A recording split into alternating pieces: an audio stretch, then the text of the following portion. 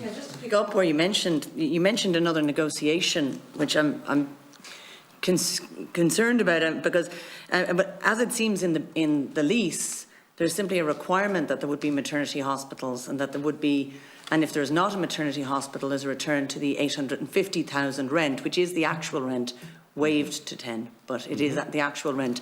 And we mentioned earlier, when that might apply. Permitted use is one of the forfeiture events whereby the site will be given back. Our St Vincent's Holding Group, our hospital group, may reclaim the site, as was mentioned. And of course, permitted use includes that phrase, clinically appropriate, the undefined phrase.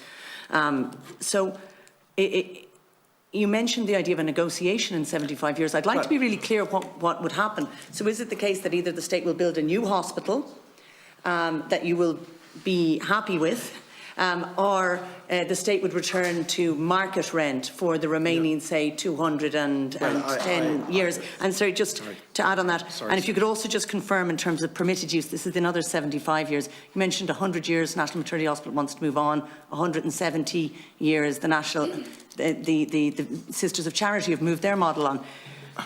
What's the exit mechanism for the state if in 75 years the state says, we actually do want to leave? Because as I see it at the moment, it's only in the case of insolvency that they have an option, of the St Vincent's Hospital Group, that they have an option to leave.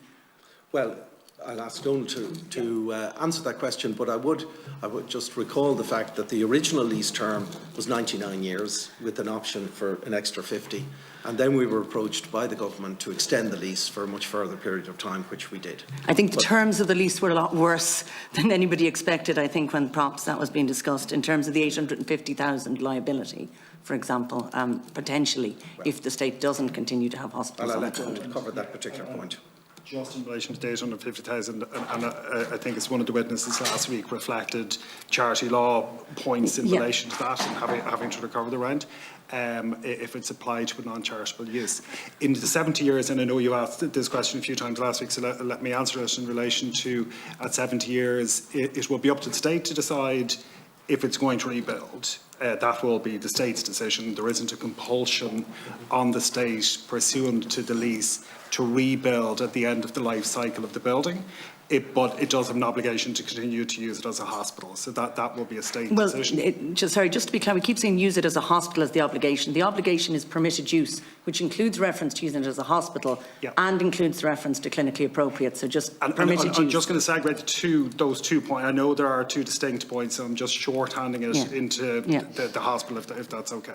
And that would return to market rent at that point. So we would have a contract for, say, the 210 years for market rent to St Vincent's Hospital Group if the state chose not to. There isn't an exit mechanism. There isn't an exit mechanism without agreement for as long as the state complies with its obligations under the lease in relation to permitted user. I'll shorthand that to operating a hospital. It pays nominal rent. Yeah, and then if it doesn't, it pays market rent for the remaining period. Market rent for the site. And can I just ask one thing? That you mentioned, and just pick up on the Chair's point, he mentioned, I think, that point of significant risk to patient care. This was being given as the reason. But I'm not clear, I haven't heard what that is, why that wouldn't be the case with a HSE or other hospital that had a cooperation agreement, because we told it was about the distance, but a publicly owned hospital built on that site would be a situation. We heard it was about doctors cooperating, but we've heard that they already cooperate between NMH and St Vincent's Hospital Group, and we heard it was about not wanting 2 systems of governance. So are we saying that there aren't 2 systems of governance and that St Vincent's Hospital Group is the only system of governance? I'm just not clear what the reason is, and I'm wondering, is it in fact that this the price of cooperation is St Vincent's Hospital Group, rather than saying, I don't see why you can't cooperate with a public or other separate voluntary hospital, and I'm asking you, is it that you don't want to? Is it a price of cooperation that you would be involved in the governance of this new entity? I'll have to move on then. And that final question, thanks. Okay. So there, in addition to the issue about patient care, patient risk, there are other practical issues about shared services, the construction of service corridors. There's a lot of technical issues on the way the camp is constructed. But they're being dealt with St James and the National Children's Hospital. St James's can probably comment for themselves. We're St Vincent's, and we were asked to enter a partnership agreement with the state, with Hollis Street, we had a set of guiding principles that we feel have now been complied with. We would have serious reservations if they were in any way disturbed.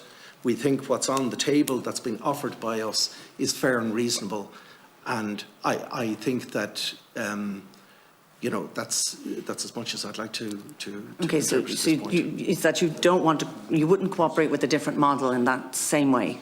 No, I think that's a fair summation. Yes, we wouldn't. And it was one of our guiding principles in terms of the board framework for making decisions about arriving at a solution, which I think and my point, I think, was lost earlier, just on the chairmanship. Just on the chairmanship, because I asked earlier, but it wasn't heard.